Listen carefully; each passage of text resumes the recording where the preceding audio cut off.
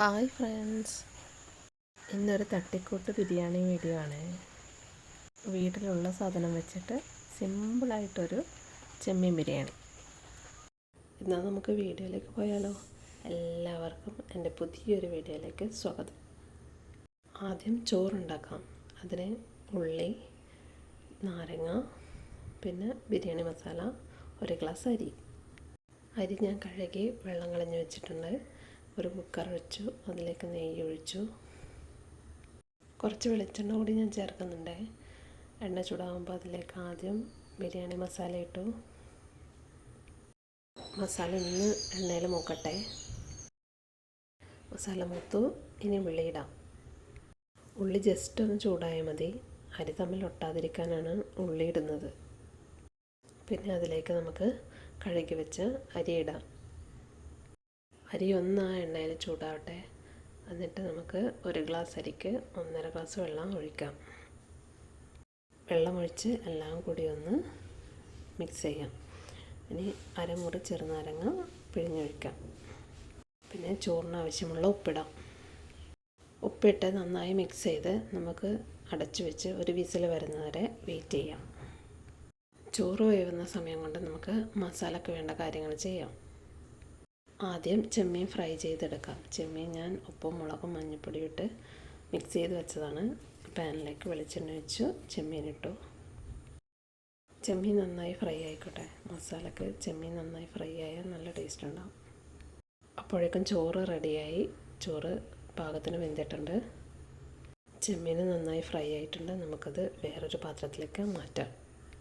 ഇഞ്ചി വെളുത്തുള്ളി പേസ്റ്റ് ഉണ്ടാക്കാനായി നമുക്കൊരു മിക്സിയുടെ ജാറിലേക്ക് ആദ്യം ഇഞ്ചി, പിന്നെ വെളുത്തുള്ളി, പിന്നെ ഒരു പച്ചമുളകിന് ഭയങ്കര എരിവായതുകൊണ്ട് ഞാൻ ഒരു പച്ചമുളകേ എടുത്തുള്ളൂ. നന്നായി അരച്ചെടുത്തു. ചെമ്മീൻ ഫ്രൈ ചെയ്ത് ആ പാനിൽ തന്നെ നമുക്ക് ഉള്ളി വഴച്ചെടുക്കാം. എന്നാലേ ആ ചെമ്മീൻ്റെ മസാല അതിലുണ്ടാവും. ഉള്ളി ഒന്ന് ചൂടാകുമ്പോൾ നമുക്ക് കുറച്ച് ഉപ്പിടാം. എന്നാൽ ഉള്ളി വേഗം വാടിക്കിട്ടും. ഉള്ളി കുറച്ച് വഴറ്റും നമുക്കതിലേക്ക് ഇഞ്ചി വെളുത്തുള്ളി പച്ചമുളക് പേസ്റ്റ് ഇടാം. എന്നിട്ട് ആ പേസ്റ്റ് കുറച്ച് നന്നായി മൂക്കുന്നത് വരെ വഴറ്റിയെടുക്കാം. ഇഞ്ചിയും വെളുത്തുള്ളി പേസ്റ്റ് നന്നായി മൂത്തു. ഇനി നമുക്ക് ഈ മിക്സിലേക്ക് തക്കാളി ഇടാം. തക്കാളി ഇട്ട് ഒന്ന് മിക്സ് ചെയ്തിട്ട് നമുക്ക് അത് അടച്ചു വെക്കാം. അടച്ചു വെച്ചാൽ നമുക്ക് തക്കാളി വേഗം വഴറ്റി കിട്ടും. തക്കാളി റെഡിയായി. ഇനി നമുക്ക് ഈ മിക്സിലേക്ക് പൊടികൾ ചേർക്കാം. ആദ്യം മഞ്ഞൾപ്പൊടി ചേർത്തു. 1/2 ടീസ്പൂൺ മഞ്ഞൾപ്പൊടി മതി. പിന്നെ മുളക് പൊടി ചേർക്കാം. ഞാൻ കുറച്ച് മുളക് പൊടി ഇട്ടുള്ളൂ, കാരണം ചെമ്മീനിൽ നന്നായി മുളക് പൊടി ഇട്ടിട്ടുണ്ട്. പിന്നെ 1 ടീസ്പൂൺ ചിക്കൻ മസാലയും. ഇത് മൂന്നും ചേർത്ത് നന്നായി വഴറ്റിയെടുക്കുക. പൊടികൾ മൂക്കുന്നത് വരെ നമുക്ക് വഴറ്റാം. ഇനി ഇതിലേക്ക് കുറച്ച് ഉപ്പിടാം. അതായത് മസാലയ്ക്ക് ആവശ്യമായ ഉപ്പ് നമുക്കിപ്പോൾ ഇടാം. എല്ലാം നന്നായി വഴണ്ട് കഴിഞ്ഞാൽ നമുക്ക് കറിവേപ്പില ഇടാം. കറിവേപ്പില എൻ്റെ കയ്യിലുണ്ടായിരുന്നുള്ളൂ, അതുകൊണ്ട് ഞാൻ കറിവേപ്പില ഇട്ടു. അങ്ങനെ മസാല റെഡി ആയിട്ടുണ്ട്. നമുക്കതിലേക്ക് ഫ്രൈ ചെയ്ത് വെച്ച ചെമ്മീൻ ഇടാം. ചെമ്മീൻ ഇട്ട് കഴിഞ്ഞ് നന്നായി മിക്സ് ചെയ്ത് അത് നമുക്കൊന്ന് അടച്ചു വെച്ച് വേവിക്കാം. കുറച്ച് സമയം, ഒരു 1 മിനിറ്റ് അടച്ചു വെച്ച് വേവിക്കാം. എന്നാൽ അത് നന്നായി മിക്സായി കിട്ടും. ചെമ്മീൻ ബിരിയാണിക്ക് വേണ്ട മസാല റെഡി ആയിട്ടുണ്ട്. നമുക്കിപ്പോൾ അതിൻ്റെ ഉപ്പും മുളകൊക്കെ ഒന്ന് നോക്കാം. ഞാൻ നോക്കിയപ്പോൾ എനിക്ക് കുറച്ച് ഉപ്പിൻ്റെ കുറവ് തോന്നി, അപ്പോൾ കുറച്ചും കൂടി ഉപ്പിട്ടു.